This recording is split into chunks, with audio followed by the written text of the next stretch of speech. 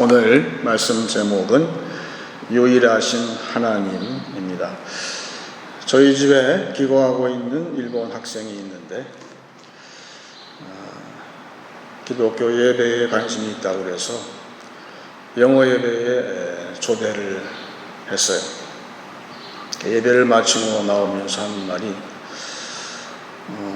자기 나라 일본에서는 신이 무지하게 많다는 거예요. 그렇겠죠. 근데 교회는 어떤 신을 믿느냐 그 질문을 해서 기독교의 신은 유일신이라 그렇게 해서 답변을 해줬어요. 좀 놀리는 것 같지만 제가 덧붙이기를 그 유일신을 믿게 되면 네 인생이 바뀐다 그렇게 얘기를 해줬어요. 제 머리에 있었던 것은 요셉이 있었는데, 요셉은 요셉이란 영화가 있었는데, 거기에 애굽으로 팔려갈 때에 그 주인 되는 보디발이 처음 대면할 때에 물어봐요. 너희 집에는 신이 어떤 신을 믿느냐? 그랬더니 요셉이 대답이, 저는 신이 한 분만 믿습니다. 그랬더니 신이 하나밖에 없다고, 참 가난한 집안이구나. 보디발 답변이 그랬어요. 그런데 그 가난한 집 유일신 믿는 집안 아들이 그 당시에 천하를 먹여 살렸죠. 놀라운 일이죠. 지금도 국가적인 이스라엘 참 놀라운 소식을 많이 듣는데, 그 조그만 나라가 어디에서 힘이 날까? 그거는 유일신 여호와 하나님에서 나오는 거예요. 다른 설명을 할 수가 없어요. 우리가 유일신 하나님을 성경에서는 이스라엘의 거룩한 자라고 시편에서 계속 이야기를 하죠. 그 힘이 거기서 나오는 거죠. 교회에는 마찬가지로 그 여호와 하나님, 유일신 하나님을 우리는 믿는 것이죠. 똑같이 우리도 우리의 힘이 어디서 나올까요? 그 유일신에서 나오는 거예요. 그런데 하나님은 한 분이신데 그걸 어떻게 압니까? 그걸 설명하는데 옛날 초기 기독교 역사에 있어서는 과연 그 유일신 하나님을 세상에서는 도저히 납득이 안 가서 그것을 헬라의 철학에서 따왔어요. 그래서 헬라에서 얘기하는 그 신하고 똑같다, 이렇게 설명을 하는 기독교 신학자가 생겼죠. 그랬더니 3세기에 살았던, 지난 시간에 얘기한 것 같은데, 터툴리안이라는 분이 기겁을 했어요. 하는 말이, 아데네하고 예루살렘하고 무슨 상관이 있느냐? 그러면서 교회의 하나님은 교회에 주신 믿음으로 설명하는 것이다. 믿음 외에는 설명 불가다. 그렇게 답변을 했다고 그래요. 지금도 이 한 분 하나님, 이스라엘의 거룩하시고 교회의 거룩하신 자를 우리는 어떻게 알 수 있을까요? 그것은 하나님이 때때로 우리한테 자신을 드러내시기 때문에 알 수 있는 거예요. 하나님이 스스로 드러내시지 아니하시면 우리가 알 길이 있나요? 없어요. 불가능해요. 그런데 소위 계시라고 하는 것을 통해서, 오늘도 교회에 주시는 말씀을 통해서 계시를 하시죠. 하나님은 자신을 계시를 하시기 때문에 그 하나님을 우리가 알고 또 믿게 되는데, 그 하나님께서 그 계시의 결정작품을, 결정체를 주셨는데 그것이 바로 예수님을 이 땅에 보내신 것이죠. 하나님의 유일하신 하나님이 유일하신 아들을, 독생자 예수를 이 땅에 보내셨어요. 그 신비로운 것인데, 그 예수님 스스로가 하신 말씀이 나오지요. 그것이 요한복음 14장 6절에 유명한 말씀, 예수님 스스로 하신 말씀이, 어떻게 하나님께 우리가 나아갈 수가 있나요? 안 보이시는데 예수께서 이르시되 내가 곧 길이요 진리요 생명이니 나로 말미암지 않고는 아버지께로 올 자가 없느니라 그랬어요. 예수님 한 분 외에는 오직 한 길. 지금도 교회의 믿음은 무엇인가?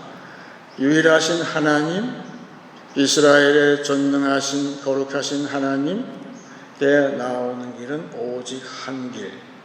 예수를 통해서 이 땅에 그 계시의 그로 우리한테 오신 그 아들 예수를 내가 믿을 때 우리는 그 하나님께 나아갈 수 있다는 그 믿음, 이 믿음으로 우리는 하나님을 알게 되고 믿게 된다는 것이죠.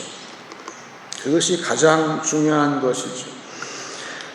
그런데 성경은 하나님께서 오신 예수 그리스도 우리는 다 믿어요. 그것이 우리의 믿음이고 그것이 우리의 구원이 되는 거예요.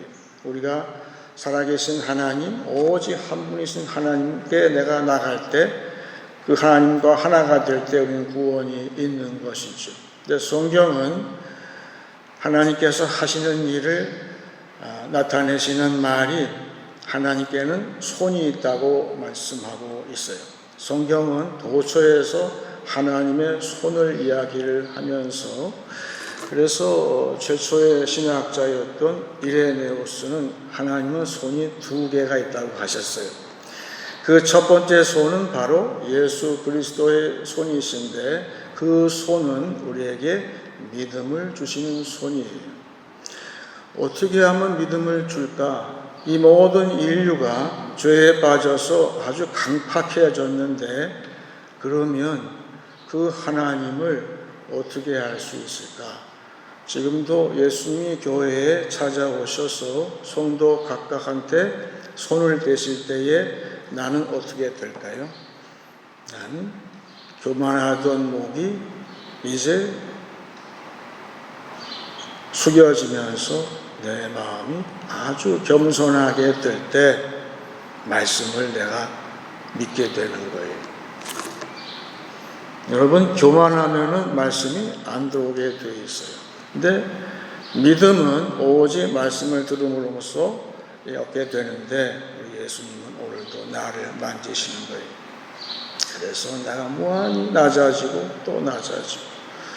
그런데 하나님은 예수님을 통해서 믿게 하시는 분들은 내가 살면서 당하는 고난이 있는데 고난이 참 유익해요.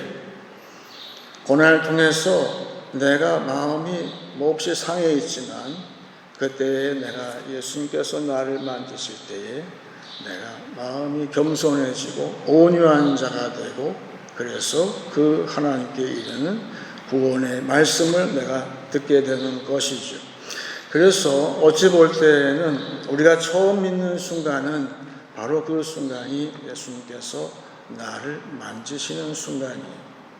여러분은 언제 예수님께서 처음 손을 대셨나요?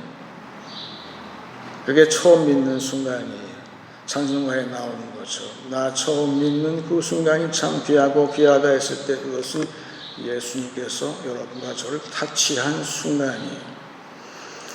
그 이후로 우리가 믿은 지 몇 년 됐느냐, 그 기간은 바로 예수님께서 나를 계속 만지시고 그로 인해서 내가 점점 낮아지고 또 낮아지고.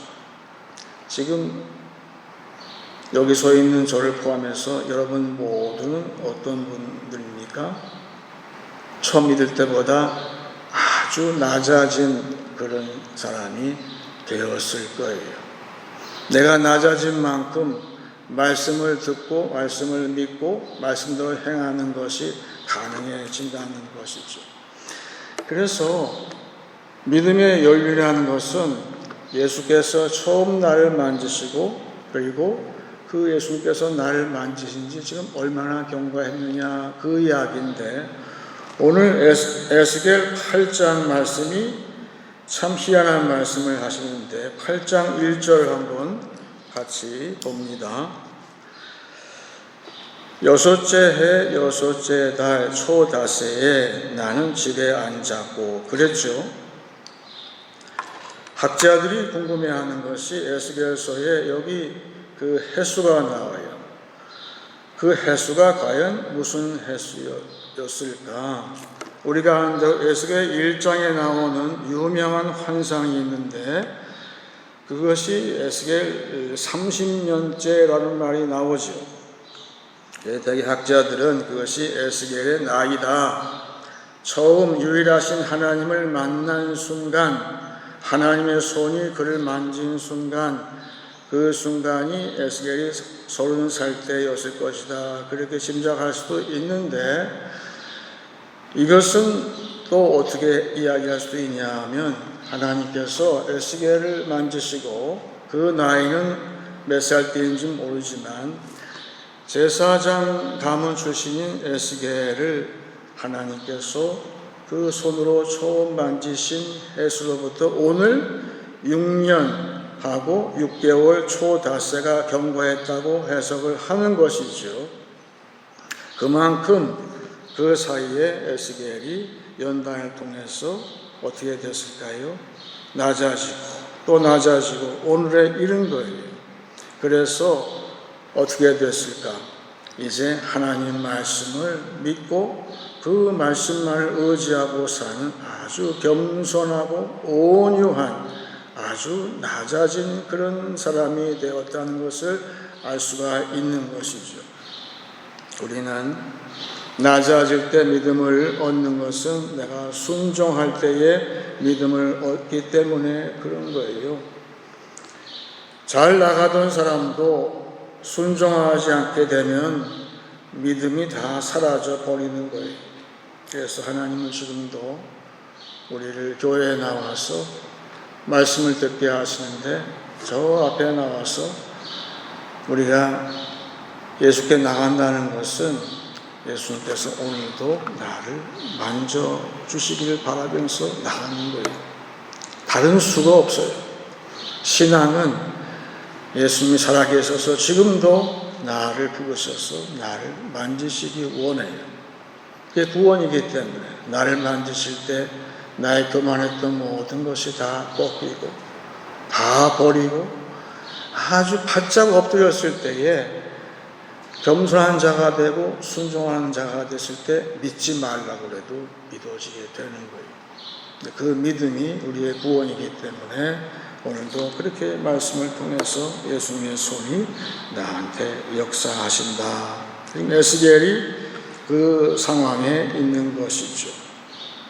그것은 분명히 어떤 뜻이 있는 것인데 아까 얘기했던 이레네우스가 하나님의 두 손이 있다고 얘기했는데 또 하나의 손은 성령의 손이에요. 예수님의 손은 나를 만지실 때에 내 안에 믿음이 있고 들어오게 되고 생기게 되고 믿음이 깊어지게 되고 예수님은 어디에 계실까요? 유일하신 구원자 독생하신 예수는 내 안에 계시는 거예요. 그의 어려운 말로 하나님이 유일하신 하나님이 내 안에 내재하신다 그렇게 이야기를 하죠. 오늘도 예수님은 내 안에 들어오시기를 원하시는 거예요. 예수님이 내 안에 계시는 것 그것이 나한테는 믿음의 정체가 거기에 있어요. 그런데 성령은 조금 다른데 예수의 손이 만지셔서 하나님의 첫 번째 손이 계속 만지셔. 그거에 또한 보조수단으로서 나한테 많은 이유를 할 수 없는 환난을 통해서 나를 계속 낮추실 때에 내가 낮아지고 완전히 낮아졌을 때에 드디어 성령께서 역사하실 순서가 왔다는 거예요. 성령은 어떻게 역사하시는가? 바짝 낮아지고 아무런 소망도 없다고 하는 완전히 겸손한 아무것도 아니라고 나는 아무것도 아니라고 내가 여겨지는 그 사람을 성령은 그 손으로 만지셔서 어떻게 될까요? 그 사람을 이렇게 일으켜 세운다는 거예요. 제가 목사 안수 받을 때의 기억이 나요. 여러분 중직자로 구원받으면 어떻게 되죠? 여러 사람 앞에 세우게 돼요. 목사 안수 받을 때 쭉 여러분이 와 있죠. 그래서 안수를 해요. 그러면 안수 받을 때 달라지는 게 뭐죠? 물어보게 되면 어떤 체험을 얘기할 수도 있지만 그 안수를 목사로서 장로로서 권사로서 집사로서 안수를 받은 다음에 어떻게 됩니까? 그 다음에는 모든 것을 순종하게 되더라는 것이죠. 이제는 모든 것이 이해가 되는 거예요. 그랬을 때 성령께서 들어 올리시는데 성령이 왜 들어올리실까? 성경에는 안수란 표현이 많이 나오는데 구약에서는 시편에 딱 한 번밖에 안 나오는데 신약 성경에 집중적으로 나오는데 어디에 많이 나올까요? 사도행전에 집중적으로 나오는 거예요. 그래서 사도행전을 기록한 누가는 호기심이 생겼나 봐요. 과연 누가라는 분은 성령이 강림한 다음에 믿었잖아요. 그래서 그분의 궁금증은 과연 그러면 예수님께서 활동하신 그 사역의 그 원천이 어디 있나 그거를 알아보고자 쓴 책이 누가복음이에요. 쉬운 얘기죠. 그래서 성령과 함께 3년 공생해 하신 예수님의 삶이 어떤 것이었는가, 과연 성령의 손이 만지시게 되면 예수님을 통해서 우리 성도한테 보여주신 성령이 들어 올리시는 삶이라는 것이 어떤 삶인가, 그것이 예수님께서 고향에 나사렛에 가셨을 때에 많은 무시를 당하셨죠. 그런데 그 과정에서 다른 마태복음하고 마가복음은 기록을 안 했지만 누가는 고향에서 다들 무시를 했지만 정작 예수님께서 이제 이 땅에서 무엇을 하실지에 대해서 자신의 사명에 대해서 마치 사명 선언문처럼 기록을 했어요. 그것이 누가복음 4장 18절입니다.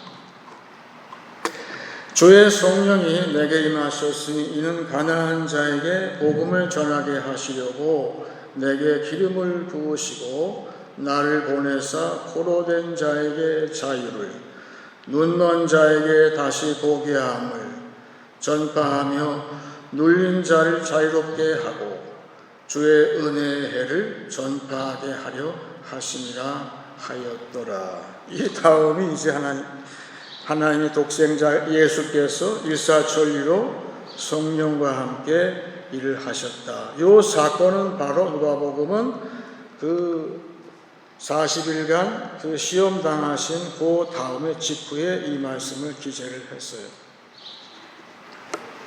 그 이야기는 예수님이 보여주신 것은, 그래서 누가가 기재한 것은 곧 우리를 위해서, 나를 위해서 하신 것인데, 그것은 내가 예수님과 함께 예수님의 말씀을 듣고 그 말씀을 내가 믿고 그럴 때에 나를 겸손하게 아주 낮아진 그런 사람이 됐을 때 성령께서는 많은 사람이 보는 앞에서 나를 일으켜 세우시고 어디로 보낼까요?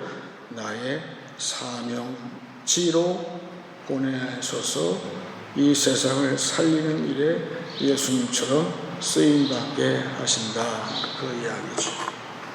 그래서 오늘 본문에 이 에스겔이 그 똑같은 경험을 하는데 중요한 것은 여러분, 누가의 궁금증은 과연 오순절날 임했던 성령은 하나님의 유일하신 영이신데, 하나님의 거룩하신 영 성령은 바로 성자 예수한테 함께했던 같은 영이라고 이야기를 하고 있는 거예요.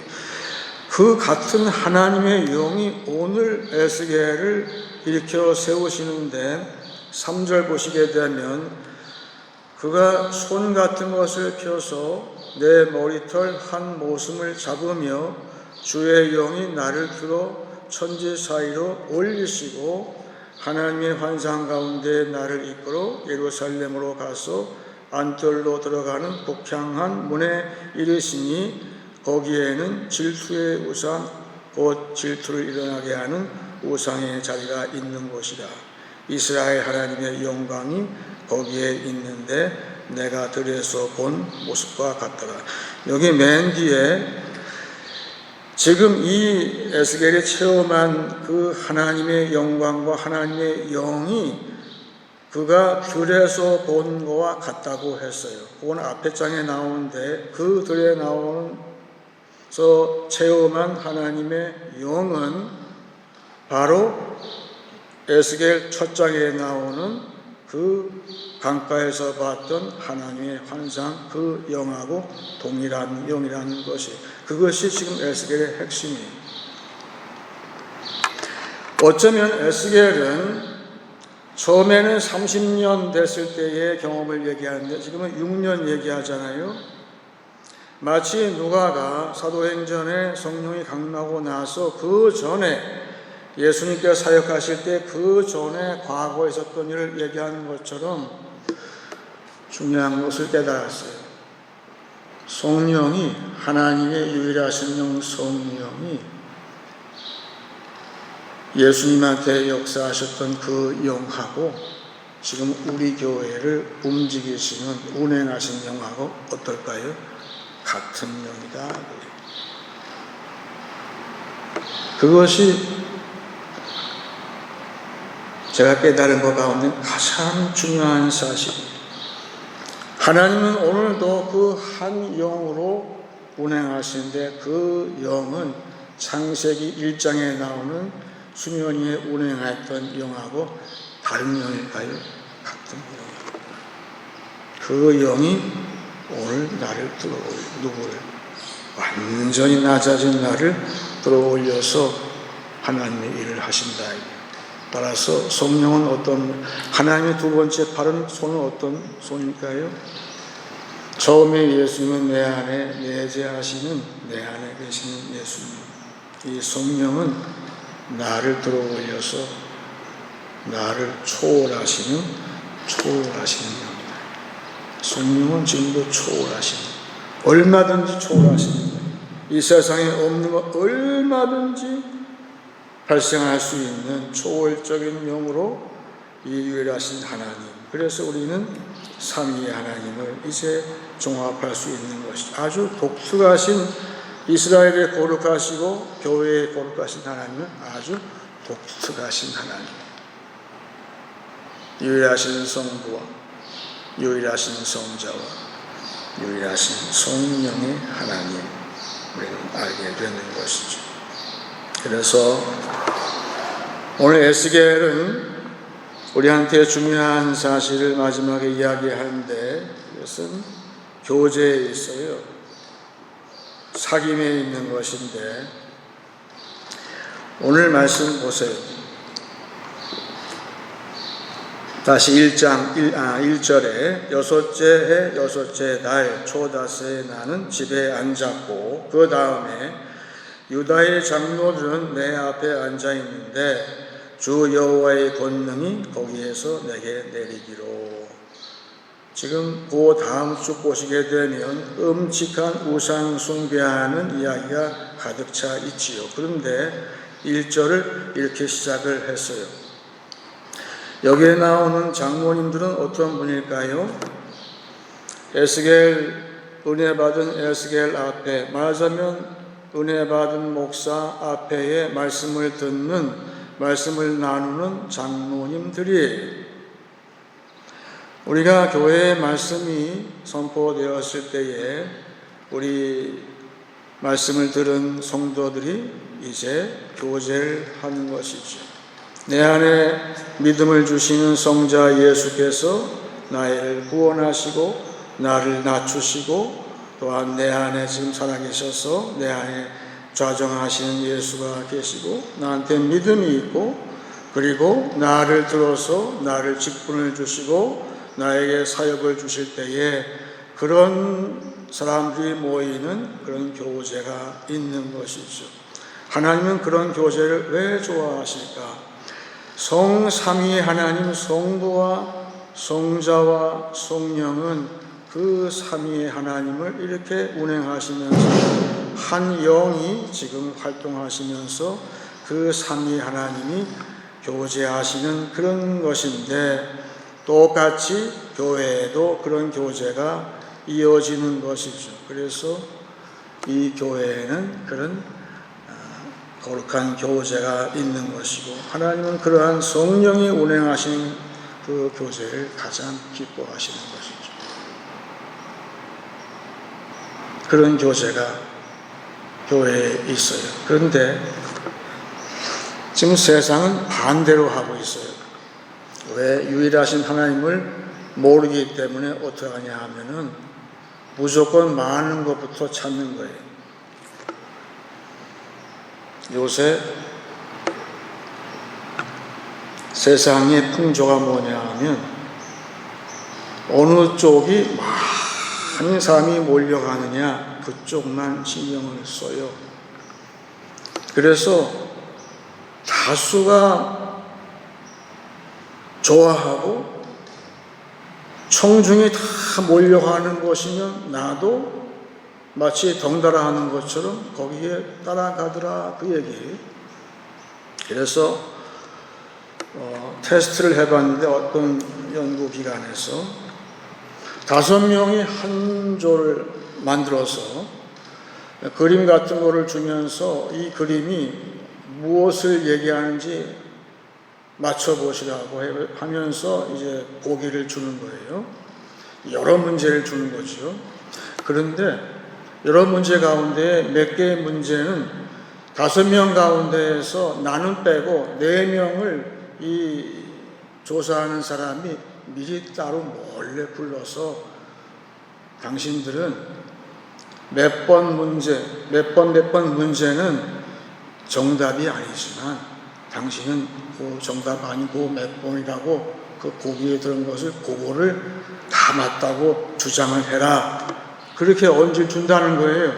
그러면 나는 뭣도 모르고 들어갔는데 내가 볼 때는 저거는 내 생각은 이건데 나머지 4명이 저거라고 얘기할 때에 그래도 나는 이거라고 하는 사람이 있는 반면에 40%는 그 다수의 의견을 따라가더라는 거예요.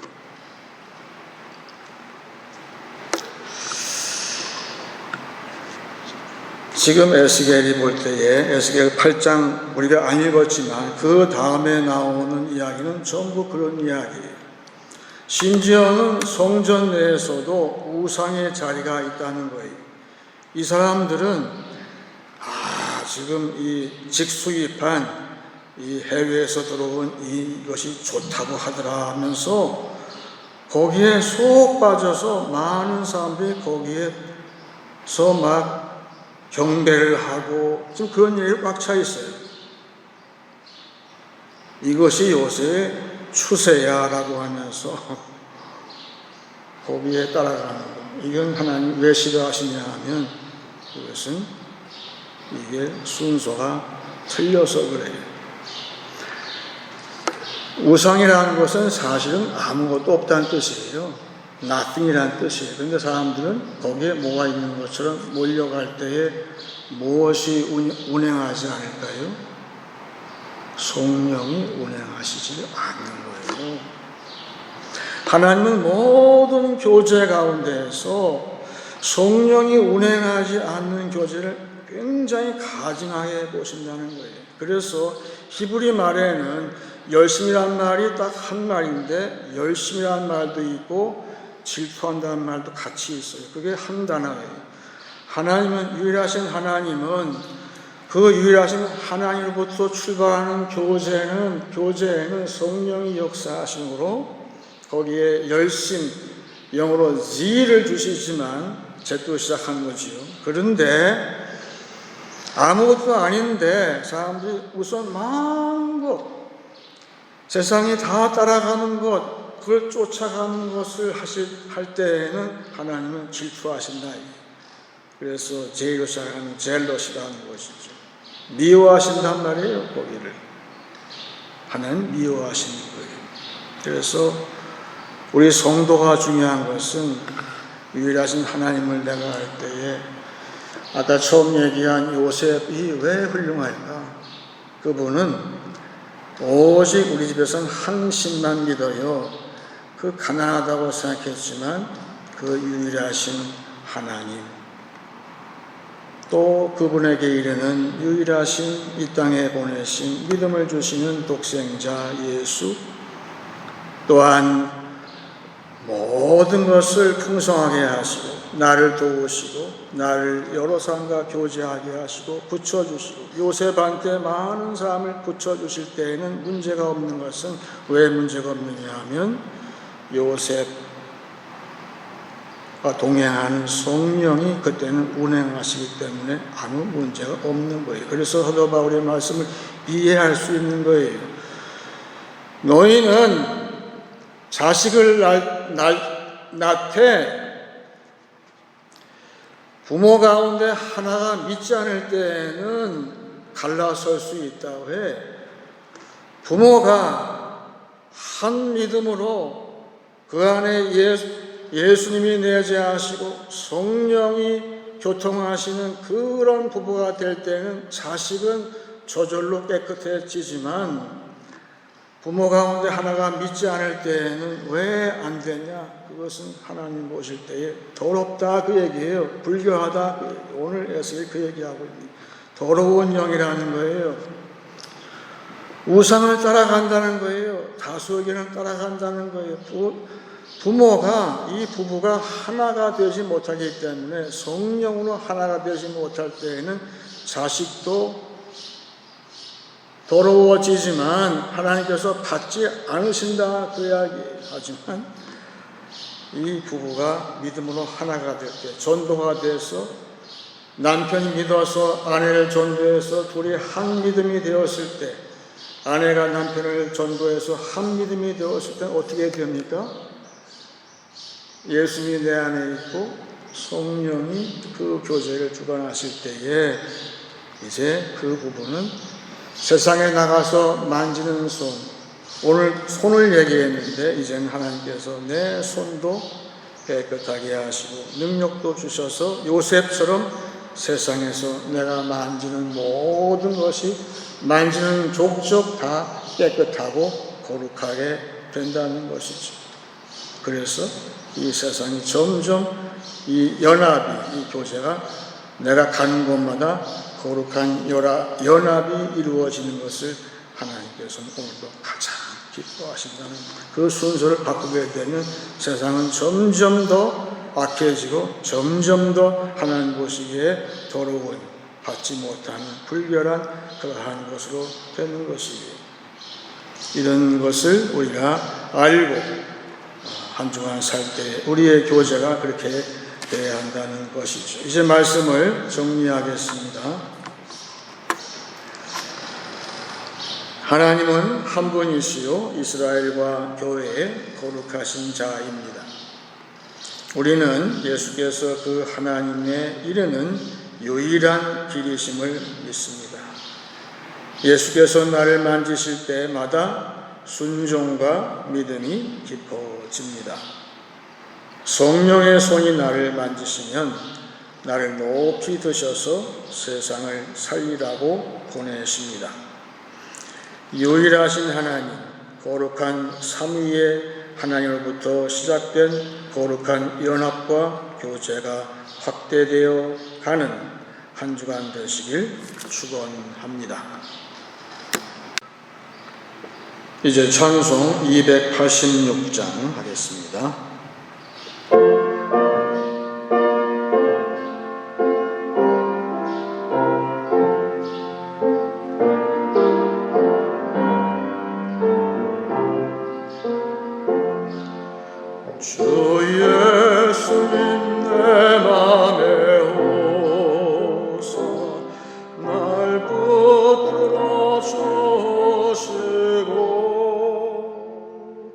내 마음에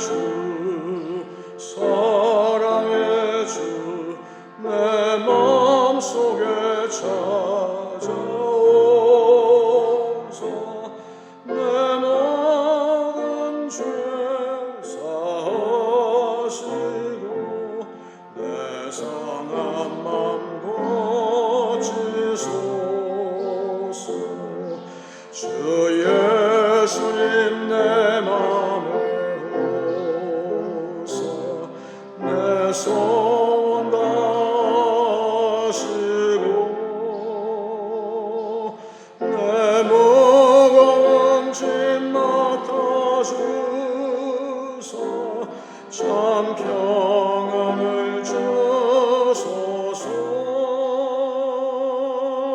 사랑의 주 사랑의 주 내 맘속에 찾아오사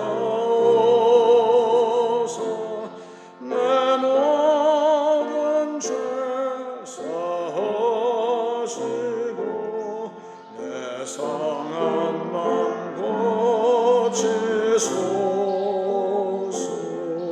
주 예수님 내 맘에 오사 날 정결케 하시고 그 은혜를 내 맘에 채워 늘 충만케 하소서. 사랑의 주 사랑의 주 내 맘속에 찾아오사 내 모든 죄 사하시고 내 상한 맘 고치소서. 주 예수님 내 맘에 오사 내 길 인도하시고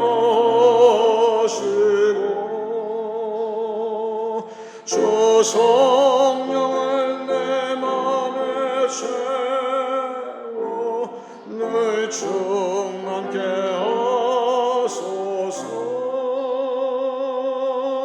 사랑의 주 사랑의 주 내 맘속에 찾아오사 내 모든 죄 사하시고 내 상한 맘 고치소서.